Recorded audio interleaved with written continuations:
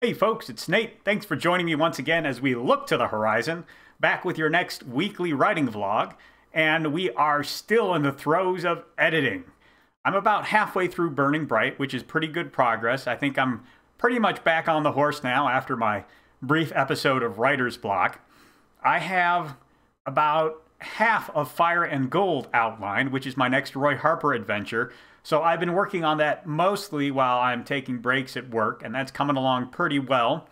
I think that this is going to be a shorter story, all in all. I think it's probably going to be about 2/3 the length of Fire Spinner when all is said and done. It's not as long in part because I don't want to spend a whole lot of time writing the kinds of characters that are at the center of that story, as necessary as it is for that story to be effective. And also just because I don't think there's as much to mine there in the ways of themes and ideas. We'll see. It's definitely the kind of story where you could find something spiraling out of it that's very interesting to dig to more in depth as you begin to write it. But all in all, I don't think it's going to be as long as some of the other Roy Harper adventures I've written, which is fine. The whole idea of a Roy Harper story is to be just as long as it needs to be to tell the kind of story that I want to tell. It doesn't need to strive for novel length or short story length. It can be anywhere on that spectrum that it pleases.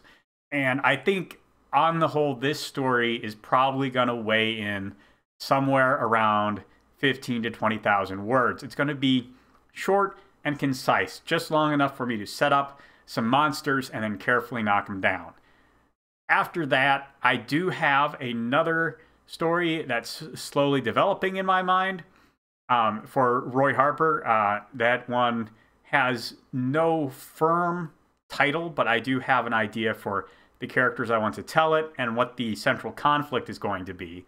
And I'm pretty excited about that one too. I think it has a really cool premise and lets me kind of finish a showcasing of all the different aspects of conflict that Roy can run across in his life.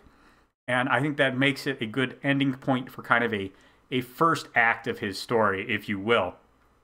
And then I think after that, for my next Roy Harper story, I will sit down and I'll try and address actually one of the first stories I had in mind when I came up with the character.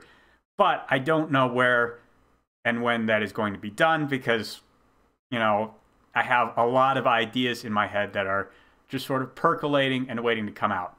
I have also done some more world building for Fire and Gold. I have, I think, all of the main villains' magics and tricks and life experiences worked out so I can consistently portray them through the course of the story, which is very important when you're dealing with that kind of very character-driven narrative. And I have started to put down a couple of beat outlines for the Gospel According to Earth. And I don't know if I've talked about this on here before, but I do have a series I refer to as the Triad World series.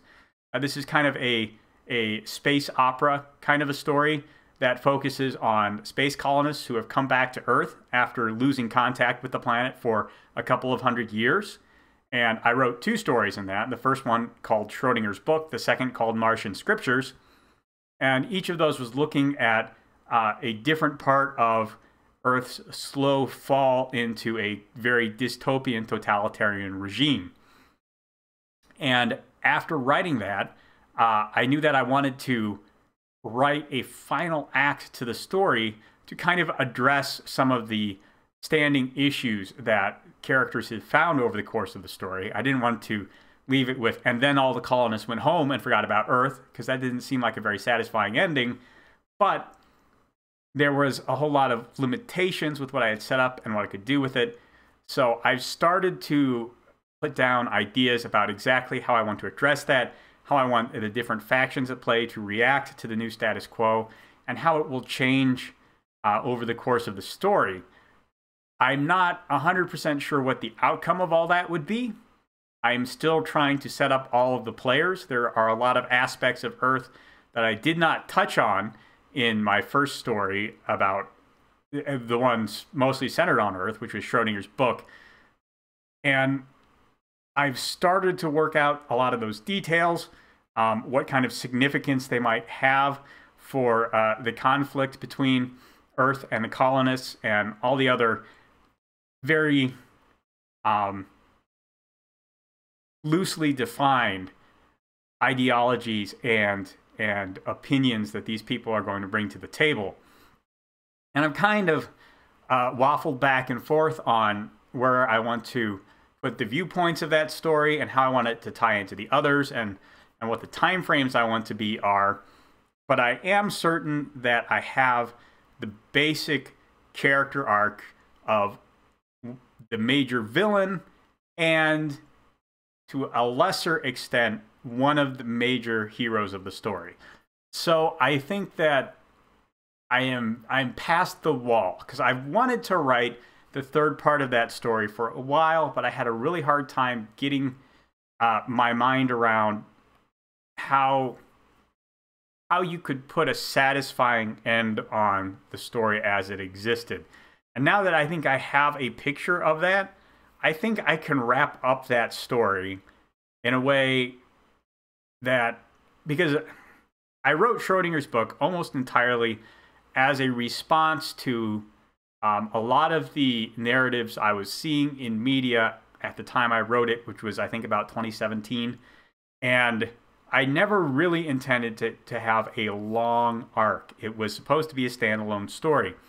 But almost as soon as I finished it, I had the idea for a second story, which was Martian Scriptures, and which I wrote, but which was not in any way meant to expand on the story. It was really ran parallel to the same story, to the story of Schrodinger's book, in a way that let me kind of show what other things were going on and what were some of the other problems that had come about because of Earth's fall into dystopia. I never wanted to tell a long story in the world, and so I didn't have quite the level of refinement and world building and long-term gamesmanship necessary to tell the kind of big story that I felt was really important to put on top of the other two I had already told, to give a sense of closure. And when I realized I needed to do that, I knew I had to let the idea for the story percolate a long time before I would be ready to do that. And I thought it would take about a year. It's been probably closer to 2.5, but I think I'm finally ready to write that. So I'm starting to do the long-term planning necessary to fill all that out. I'm starting to think about what old characters should continue to be viewpoints in this story, and what kind of new aspects really need to be brought in to tell the story to its fullest. So that is showing promise, and I think probably in another year or so, I will actually begin to sit down and seriously write that out. I know it seems like a long time, but I got a lot of irons in the fire, a lot of other things I want to get through. I think probably after I write Fire and Gold, and possibly The Savior of the Sewers, which is going to be the follow-up to Burning Bright, I will actually try and hammer out The Gospel According to Earth. The ideas in it are much more loosely defined than those other ideas, so we'll see.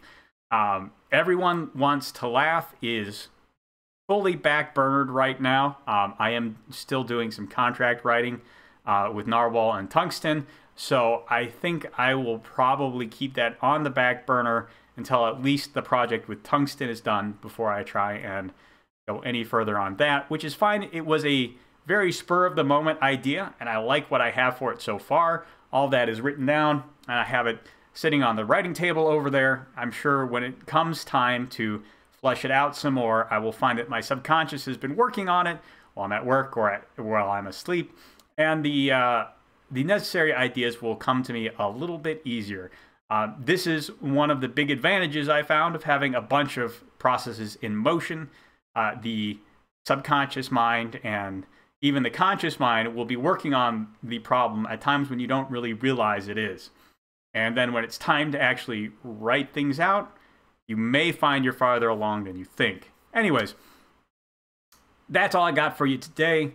Hopefully you enjoyed that. Let me know what you think of all these different projects down in the comments below, and I will talk to you later.